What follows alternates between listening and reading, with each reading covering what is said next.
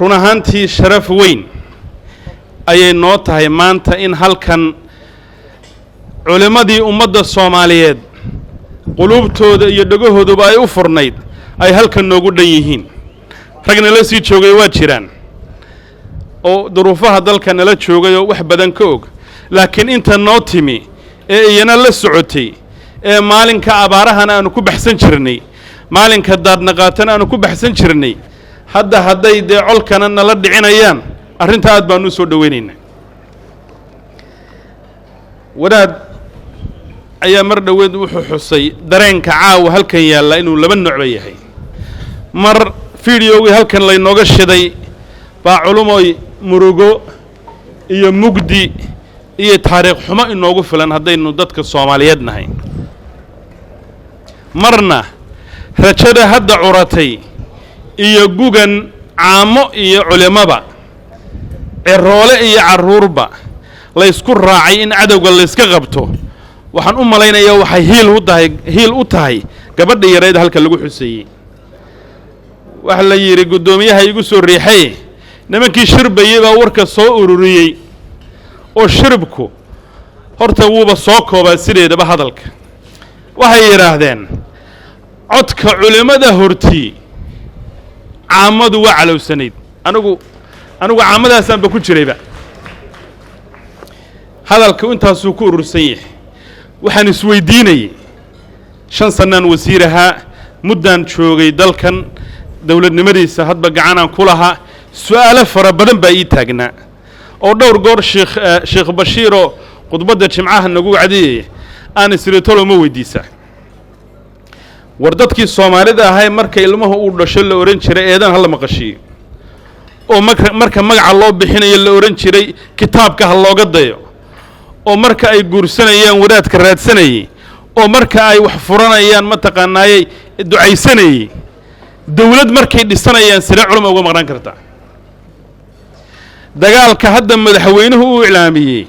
ee lagu qaadayo dalka oo dhan sidee loo gali karaa haddii askariga 20 jirka ah aanay culimadii barbar taagnayn waxaan culimada idin la wadaagayaa saaka wiil dhalinyaro ah oo 20 iyo dhow sarna jira oo 10 sano askarta qaranka Soomaaliyeed ka tirsanaa oo soo dhaawacmay oo aaga hore ku soo dhaawacmay oo 6 sanana aanu wada shaqeynayni ayaan wareystay dhaawac sahlan baa soo gaaray ninka iyo rag kaleba 10 goobood bay cadawga si weyn isugu muteen markaan duruufihiisii iyo waayihiisii ka wareystay nin iimaankiisu uu sugan yahay buu ahaa ku qanacsan duruufaha uu ku sugan yahay waaye adag ku shaqeeya laakiin hadalka uu yiri aad buu idin dhirigelin doonaa wuxuu yiri niyahow anigu 10 sanaba nimankan waan nusahaynay maantana culimadii waaba ta ku dhawaaqday oo tiri jannadaaba lagu gelaya hadalkaasi hadal yar ma aha wuxuu ka jawaabaya shiribkii ay markaysay abwaaniintu inoo sheegayeen culimay hawsha idin sugaysaa ma yara ma uuna had dagaalkan oo kaliya dalkani haddii la rabo in dastuurkiisa la dhammaystiro hadba workshop meel lagu qabto iyo dad la iska shiriyo caamo ah ku dhammaystirmi maayo 20 sano ka hor buu dhammaan lahaa mararka qaar marka talooyinka dawladda laga hadlayo ee ay culimadii si weyn uga maqan tahay waxaad isweydiinaysaa wartooda waxaan la wadaa malaha wax meel weyn gaarayaba ma dawladnimadu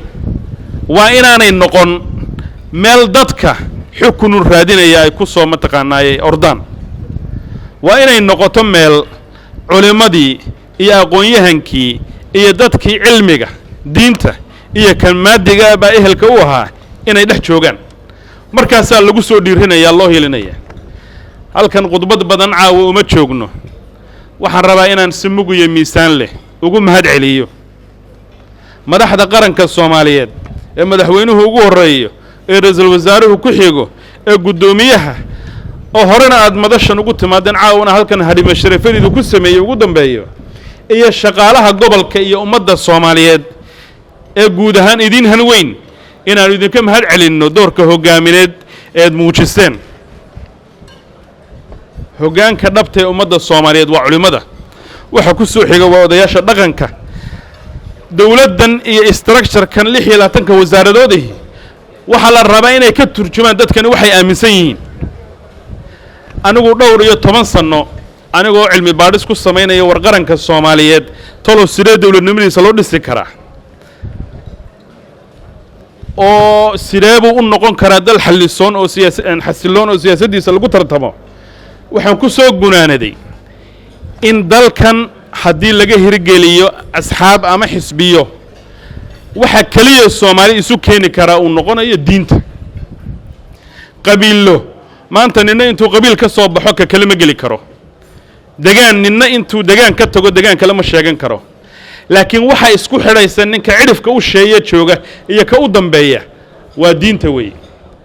diintii maanta in la inagu qabsado oo niman yiri 1000 qof baanu qarxinaynaa oo soobe ku qarxinaynaa oo yiri ninka indhaha la baanu gowracaynaa oo yiri hooyadaanu dilaynaa inay diintii ku qabsanaan eedeeda waxa qaadanaysa culimada caamadu qaadan mayso caamada marka toosisaan wiilka dhalinyarada qorigiisu qaadanaya odaygu halkaas uu ka gelaya gabadhu bunka ay dubaysa ma taqaanaayeen sabaayada laakiin hoggaanka dhabta ay ummadda qulubtooda la hadlaya waa culimada Soomaaliyeed waxa maanta halkan ku soo gunaanadmay jiritaankii khawaarijta culimadana hal shay baan kula dardaarmaya waliba inta dabadda nagaga timi ee aad loo dhageysto xamarna timaadeenana aragtee kalka dambe inaynu isku aragno galcad iyo baan rabnaa iyo ceelbur